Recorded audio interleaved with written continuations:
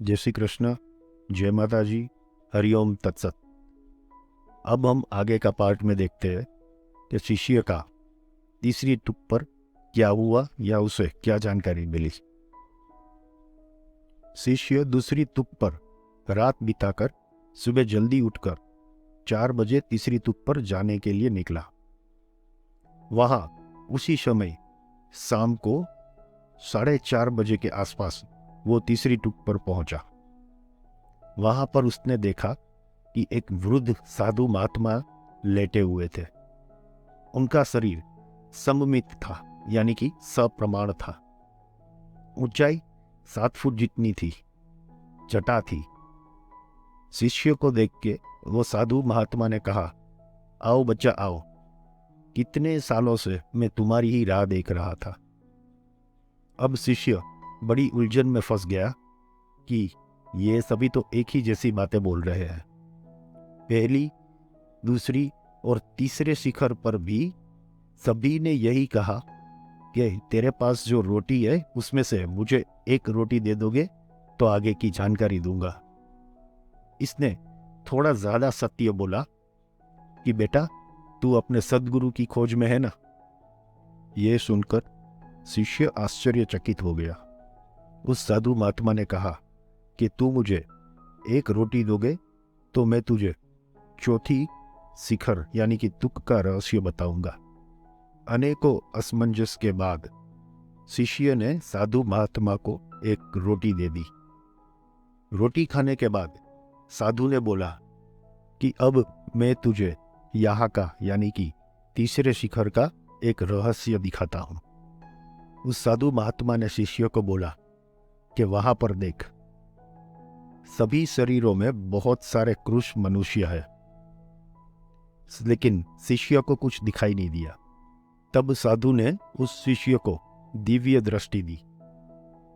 तब उस शिष्य ने देखा कि हजारों लाखों लोग कंगाल के जैसे दुबले पतले थे। किसी की आंखें अंदर धसी हुई थी, किसी के गाल धसे हुए थे, किसी की बत्ती सी नहीं थी, किसी की बाहें मुड़ी हुई थी, किसी की टांगे मुड़ी हुई थी, कोई लंगड़ा कर चल रहा था। संक्षेप में 100% विचित्रताएं थी। तब शिष्य ने उस साधु से पूछा कि ये सब कौन है। तब उस साधु महात्मा ने कहा कि पहले तू एक काम कर, उन सब की आंखों में जाकर ये देख ले तुझे क्या दिख रहा है। वहां जितने भी टेढ़े, गरीब और कृश शरीर वाले पुरुष और महिलाएं थे, उनकी आंखों में एक अनोखी चमक थी। सबकी आंखों में सूरज जैसा तेज था। शिष्य ने आश्चर्यचकित होकर कहा, अरे इतनी चमक तो हम 24-24 साल तक जप तप करते हैं तब भी नहीं आती, ये कैसे संभव है। साधु ने जवाब दिया कि अरे मूर्ख, जो 14 अमर लोग हैं वो यहाँ पे बसते हैं, अलग अलग रूप में होते हैं। वो 14 में से 28, 28 में से 42 होते हैं, 42 में से 56 होते हैं, 70 होते हैं। यहाँ पर मल्टीपल चैनलें चालू हैं। तब शिष्य ने कहा, क्या बात कर रहे हो, मुझे गुस्सा भी आ रहा है और आनंद भी हो रहा है, ऐसा क्यों, ये सब लोग कौन है। साधु महात्मा ने जवाब दिया कि ये सब गोपीचंद, भर्तृहरि, वेदव्यास जी, अश्वत्थामा, हनुमान ज्योति, ये सब लोग यहाँ पर ही रहते हैं और उनके संकल्प और विकल्प से जो उपाधियां उत्पन्न होती है वह 14 ब्रह्मांड और वो हजारों दुनिया यहीं पर है। मेरे बेटे, तू वहां पर दूर दृष्टि कर। वहां पर शिष्य ने देखा तो उसको 4-5 नगर दिखाई दिए। वह नगर एक से बढ़कर एक थे। वहां पर भेदधारी और उच्च कक्षा के लोग थे। उनमें किसी के माथे पर त्रिशूल, कोई नागपंथी, कोई 10 नामी, कोई वैरागी, कोई निरंजन, कोई अखाड़ा, कोई राम, कोई उदासी, ऐसे अलग अलग तरीके के साधु संत दिखे। शिष्य ने पूछा, ये लोग यहां क्या कर रहे हैं? तब साधु ने जवाब दिया, यहां बैठकर ये लोग इस जगत का नियंत्रण करते हैं। तुम्हारे मृत्यु लोक का भी नियंत्रण यही लोग करते हैं। शिष्य ने बोला कि ये सब लोग भूखे हैं क्या? साधु ने जवाब दिया, नहीं, ये सब भूखे नहीं है, सिर्फ मैं ही भूखा हूं। तू मुझे रोटी खिला तो मैं आगे का बताऊं। मैं उन लोगों से कुछ भी लेता नहीं हूं। अगर वो चाहे तो तंदुरुस्त हो सकते हैं। उन लोगों के पास सुख समृद्धि है। एक तरफ युवान, आनंद किलोल, पूर्ण तपस्वी जैसे महात्मा, तो दूसरी तरफ गरीबी, चारों ओर क्रूश शरीर वाले लोग, ये सब उनकी माया है। अगर ये सब चाहे तो मुझे 32 तरह के भोजन दे सकते हैं, मगर मैं लेता नहीं। मैं तो तुम्हारी ही रोटी खाना चाहता हूं। तूने जो रोटी खिलाई उसके लिए तुम्हारा धन्यवाद। तूने मुझे रोटी खिलाई है, अब उस रोटी के बदले में मुझे तुम्हें कुछ देना चाहिए या तुमसे कुछ लेना चाहिए। तो आज मैं तुमसे तुम्हारा क्रोध लेता हूं।